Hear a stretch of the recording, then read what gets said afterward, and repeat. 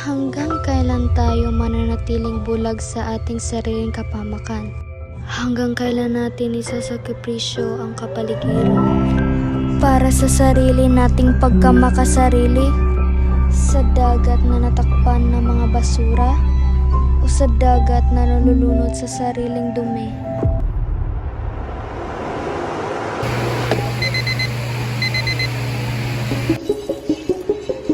Sa lahat. Minus pala.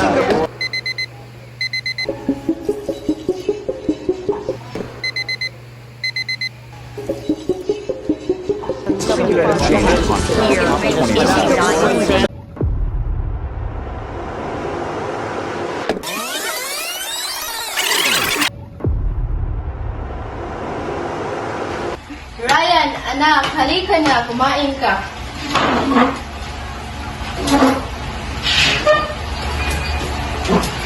Ryan, anak, kumain ka. Dalawang araw ka na hindi kumakain, okay ka lang ba? Yes ma, walang gana. Sige, kumain ka at punuin mo ang tiyan, ayaw kong magkasakit ka. Mahal, kumain ka muna bago pumunta ng trabaho. Huwag kang tumulad sa anak mo 2 araw na hindi kumain. Saglit lang mahal ko. May gawin mo natin.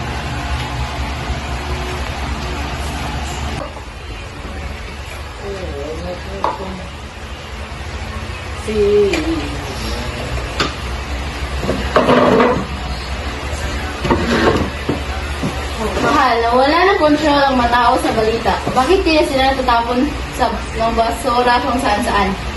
Sila mga tao na walang pinag-aaralan na hindi sila marunong matapon ang kanilang basura na maayos. Wala na walang gana.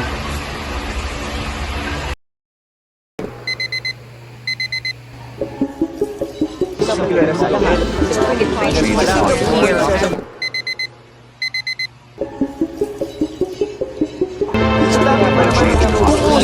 Forever lang naman. A recent study showing plastic waste is increasing in Metro Manila's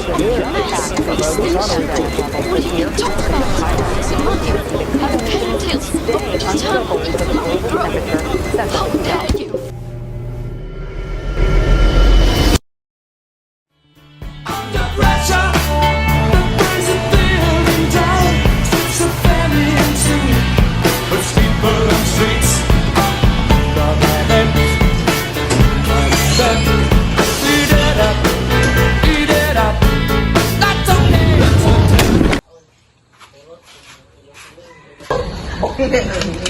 Hoy Ryan, hindi lang kita nakita ng isang linggo.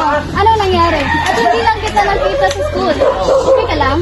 Marami na ako iniisip. Hindi ko alam kung paano ito sasabihin. Baka isipin mo na sobrang asik ko. Okay, pag-usapan natin at tambay lang tayo para ma-distract ang isip mo. Ano, G? G.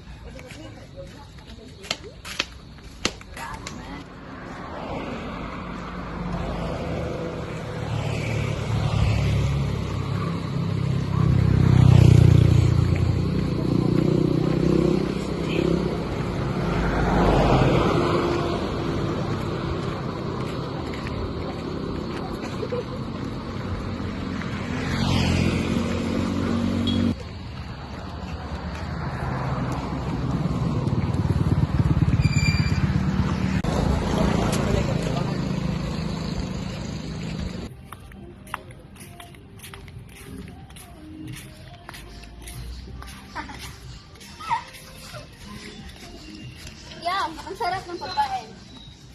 Salamat sa libre. Walang anuman. Basta kayo. Rolling, bro.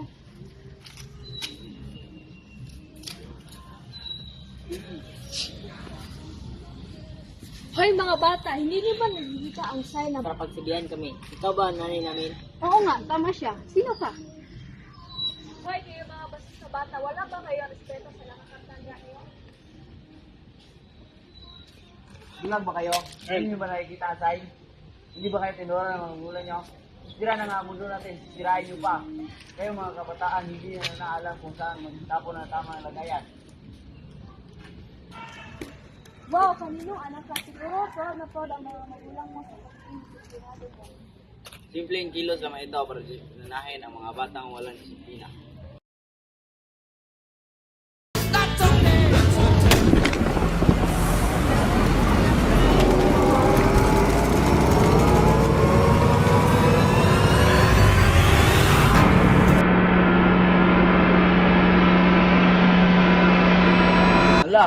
Ang daming basura.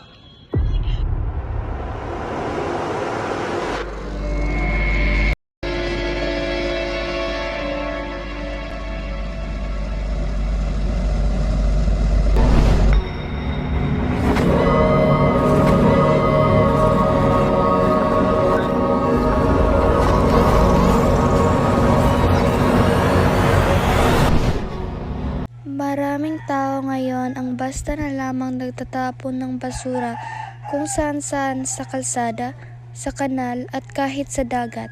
Dahil dito, nagiging marumi ang ating paligid at nagkakaroon ng iba't ibang problema tulad ng pagbaha, masamang amoy at pagkalat ng sakit.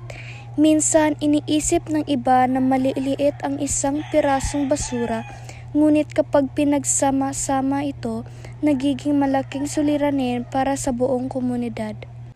Kung ang bawat isa sa atin ay magiging responsable sa sariling basura, malaki ang maitutulong nito sa kalinisan ng ating kapaligiran. Dapat nating itapon ang basura sa tamang basurahan at paghiwalay-hiwalayin ang nabubulok, nare-recycle at hindi nabubulok. Sa ganitong paraan, mas madali itong pamahalaan at hindi agad napupuno ang mga tambakan ng basura.